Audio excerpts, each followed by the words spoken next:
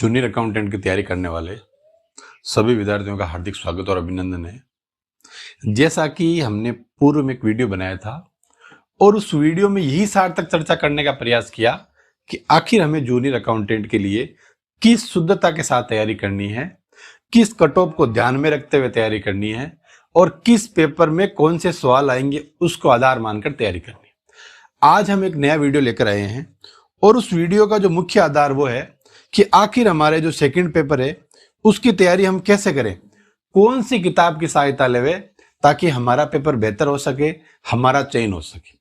और उस चयन में हम भी ये बात करेंगे कि मैंने कौन सी किताबें पढ़ी थी और आपके लिए सबसे अच्छी किताब कौन सी रहेगी। और उसके बाद में भी हमने ये विभिन्न प्रकार के टॉपिक लिए हैं आपके माध्यम से। देखो, टॉपिक शुरू करने से पहले मैं एक परिवार की सलाह आपको देना चाहता हूं। सबसे पहले तो आप एक चीज का आकलन करो कि इस वैकेंसी की तारीख आई या नहीं आई, अर्थात एग्जाम डेट आई या नहीं आई।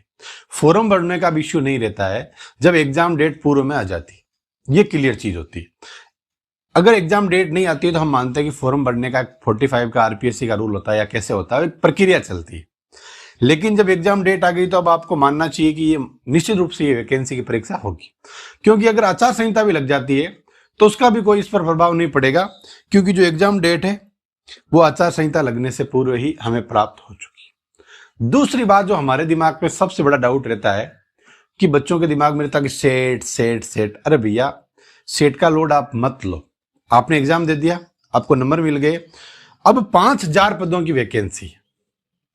अगर मिनिमम 15 गुना पास करें तो आप आंकलन करो कितना होता है। आप एक छोटा सा आंकलन करो तो निश्चित रूप से कोई 100 पोस्ट तो है नहीं जो हमारा सेट में नंबर आएगा कि नहीं आएगा, 5 आएगा, बहुत नीचे तक मेरिट जाएगी।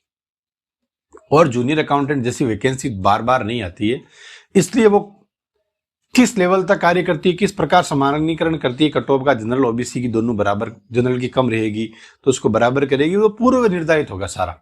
एक फिक्स नंबर के क्राइटेरिया को भी ऊपर ले सकते हैं तो ताकि कोई विवाद की स्थिति नहीं रहे। दूसरी सबसे बड़ी बात यह है कि एग्जाम डेट आ गई, इसके बाद में आप एक चीज चेक करो, चाहे आप आर्ट्स के हो चाहे साइंस के हो, आप मुझे बताओ ऐसी कौन सी वैकेंसी है जो अब आएगी इतने बड़े पदों की। मुझे नहीं लगता कि कोई वैकेंसी अब सरकार की बची है जो 5000 पदों जितनी बड़ी है, शायद नहीं है। जब नहीं है और हमारा चयन किसी वैकेंसी में नहीं हो रहा है तो निश्चित रूप से हमें प्रिपेयर होना है और पूर्णतः मेहनत के साथ आपको ये लगना है। किताबें मैं बताऊंगा, एक भी क्वेश्चन उन किताब से बाहर नहीं आएगा, इतना मैं आपको बिलीव दे सकता हूं। गारंटी तो नहीं दे सकता क्योंकि एक अलग पैटर्न होता है, लेकिन विश्वास देना ही सबसे बड़ा हमारा कार्य होता है।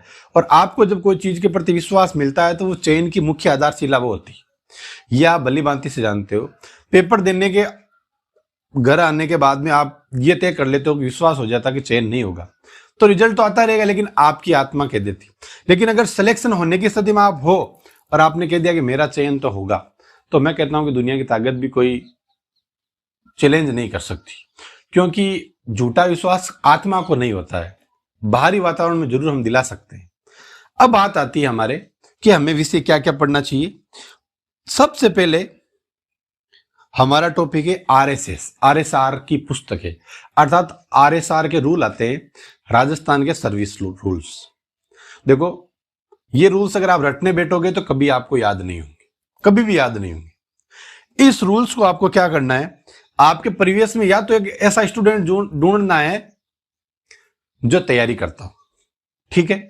और अगर तैयारी करने वाला परिवेश में स्टूडेंट नहीं मिले तो कोई ना कोई सरकारी कार्मिक, स्पेशली टीचर का आपके परिवेश में होता है तो आप उसको डेली चीज पूछ सकते हो।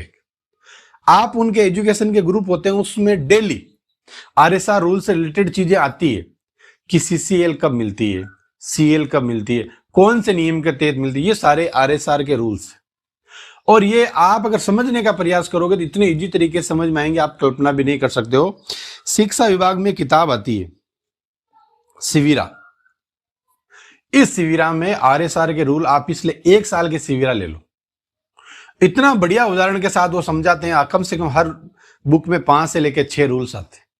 और मैं कहता हूं कि मोस्टली रूल तो टीचर्स को याद ही रहता है, क्योंकि सारे यूथ होते हैं वो तैयारी से जुड़े हुए। आप उनसे डेली चर्चा कर लो, रटने की बजाय आपके 25 में से एक भी सवाल गलत नहीं होगा। सेकेंडरी एचएम की भर्ती होती थी, उसमें भी आरएसआर के रूल आते थे।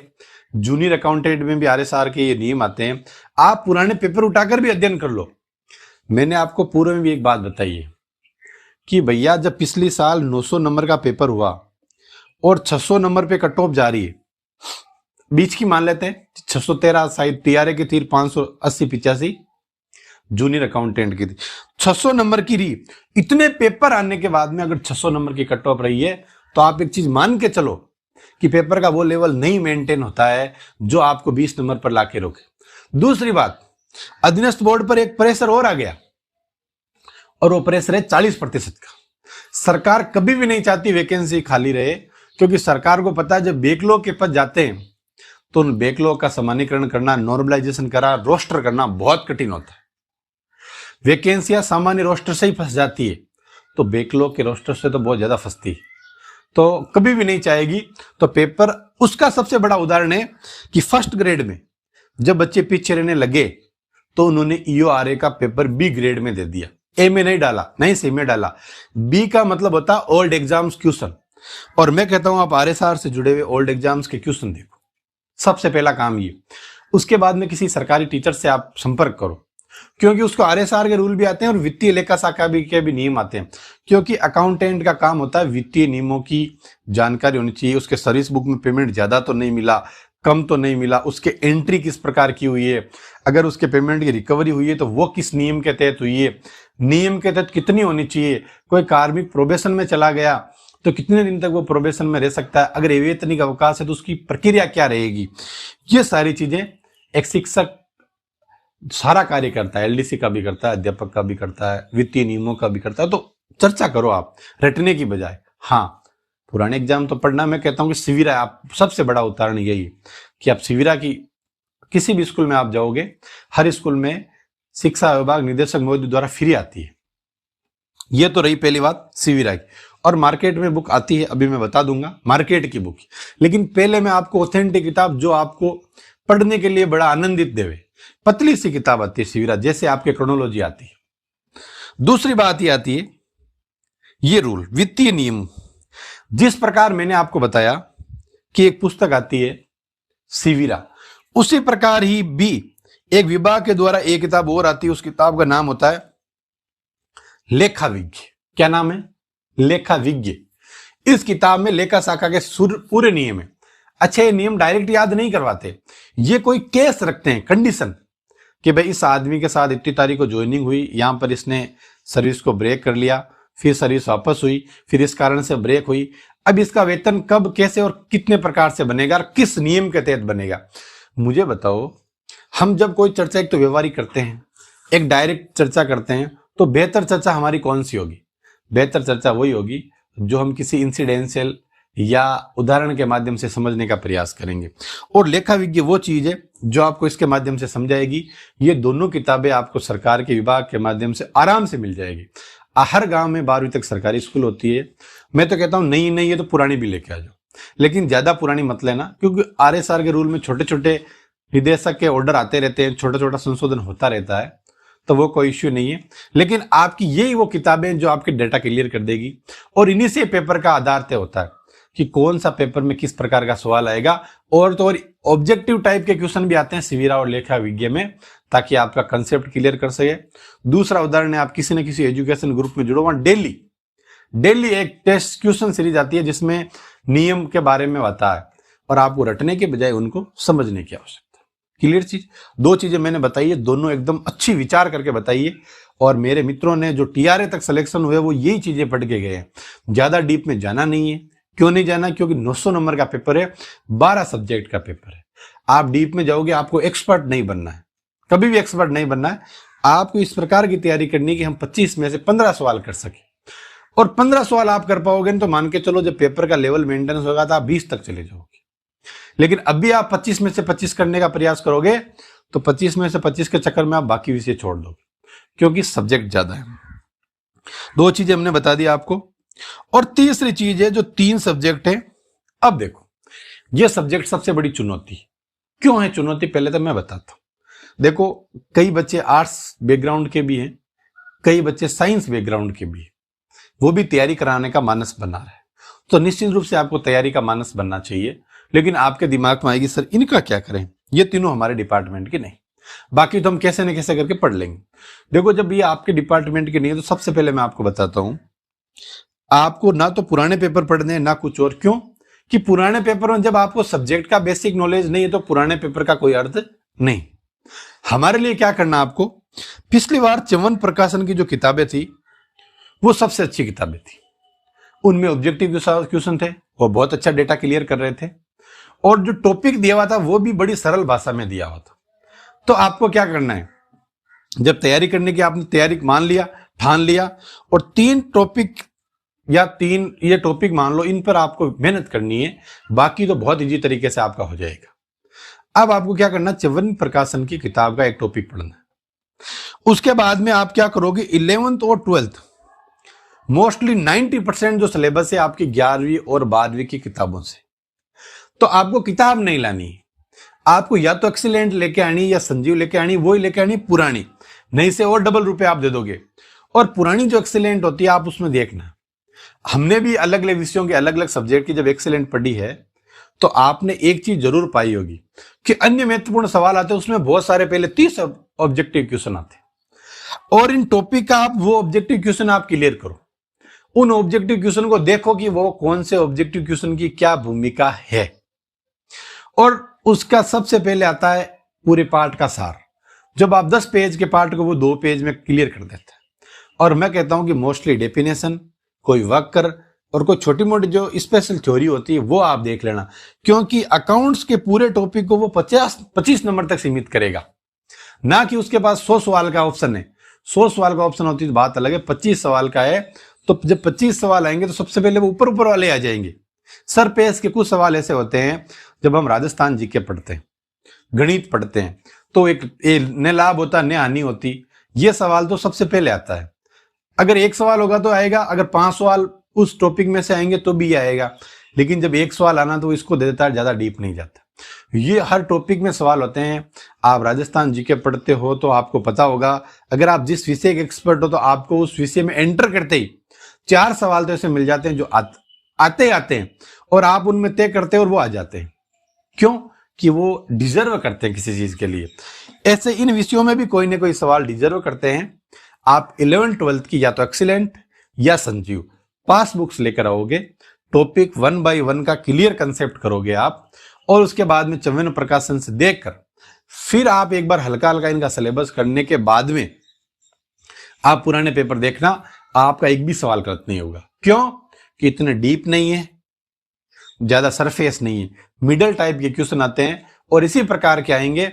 मैं तो आपको ज्यादा नई किताब और डिस्टर्ब करने की सलाह नहीं दूंगा, क्योंकि मुझे पता है मैंने इतनी बेहतर तैयारी नहीं करी थी जितनी होनी चाहिए, लेकिन जब पेपर देखा तो निश्चित रूप से पश्चाताप हुआ कि थोड़ा सा भी ढंग से अगर देख लेते तो बहुत अच्छी रैंक आ जाती।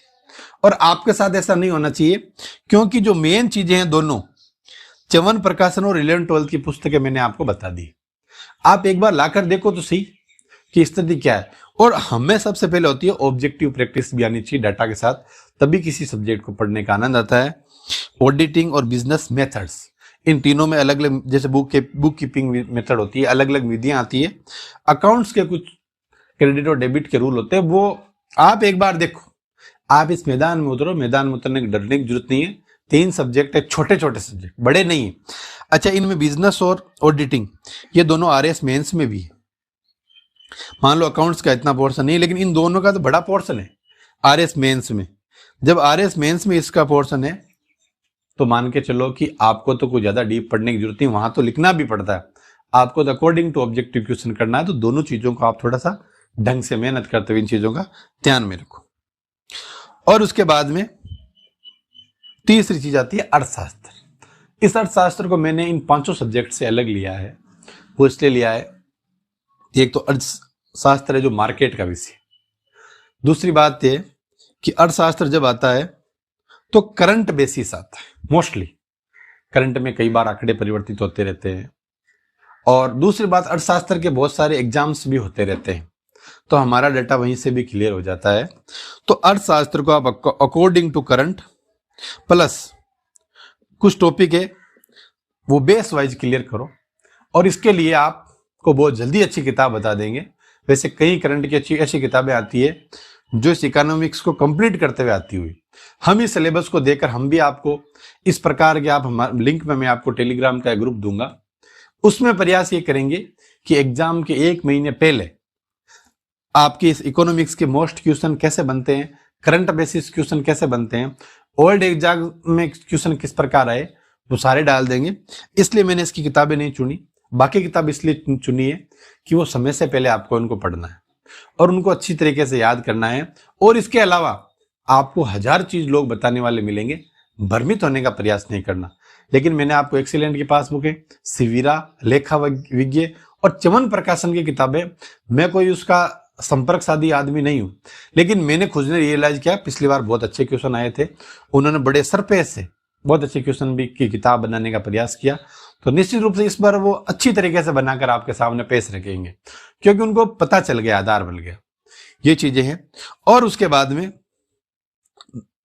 मोस्टली जो सिलेक्टिव स्टूडेंट है उनका यही मानना है, आप किसी से भी पूछ लेना, जो बड़े बड़े मेन टीआरए की पोस्ट तक पहुंचे वही ये कह रहे हैं कि ज्यादा नहीं पढ़ना, सरफेस से पढ़ना, अच्छा पढ़ना, क्लियर होकर पढ़ना है। और किताबें और विषय मैंने आपको बता दिया। अब जो विज्ञान और आर्ट्स बैकग्राउंड के विद्यार्थी हैं वो बार बार एक चीज पूछते हैं कि क्या होगा क्या। देखो, मैं भी साइंस बैकग्राउंड का स्टूडेंट रहा हूं। सबसे पहले चीज आपको बताता हूं, मेरे एक मित्र टीआरए में सिलेक्टेड हुए, वो आर्ट्स बैकग्राउंड के स्टूडेंट थे। तो आप मुझे बताओ, क्या सब्जेक्ट वैल्यूएशन हुआ? अगर क्या वैल्यूएशन होता तो उनका चयन होता? कभी भी नहीं होता। लेकिन सबसे बड़ी चीज ये होती है कि हम भ्रमित हो जाते हैं कि नहीं अपने से कवर नहीं होगा। अकाउंटरी नए विषय होते हैं, देखते ही हमें डर लगने लग जाता है, तो हम आगे जाते नहीं। साहब, आप पढ़ोगे नहीं तो आपके पास कौन सा ऐसा पेपर है जो आप दोगे? अब आपको वोट के अलावा और क्या मिलेगा? मैं तो कहता हूं वोट डालना है, उससे पहले आपको उस एग्जाम के पेपर को ही वोट का अधिकार मानकर पढ़ना है। इतनी बड़ी मुझे नहीं लगता कि कोई वैकेंसी है, फिर भी सरकार देगी तो आप उस समय वो परिस्थितियां देखी जाएगी। हम उस समय आपको जरूर रूबरू होकर बताएंगे कि अब आपको क्या करना चाहिए, लेकिन वर्तमान दृष्टिकोण से इससे बड़ी कोई वैकेंसी नहीं। तो मेरा एक परिवार की सलाह कि आपको अच्छा अध्यापन करना चाहिए, मेहनत करनी चाहिए, और इससे जुड़ी कोई भी समस्या है तो आप हमारे टेलीग्राम ग्रुप में लिख सकते हो, आप मुझे इस पर मैसेज कर सकते हो, इन नंबरों पर।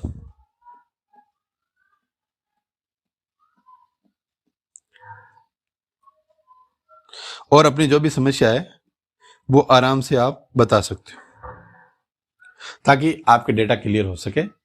और अच्छी मेहनत करो और बहुत जल्दी आपको फर्स्ट पेपर से जुड़ी हुई समस्या का समाधान करने का हम प्रयास करेंगे, और ये जरूर बताएंगे कि आपको फर्स्ट पेपर में जुड़ी हुई क्या किताब पढ़नी है, क्या नहीं पढ़नी। आप हमसे जुड़े, समय दिया इसके लिए धन्यवाद। Thank you so much.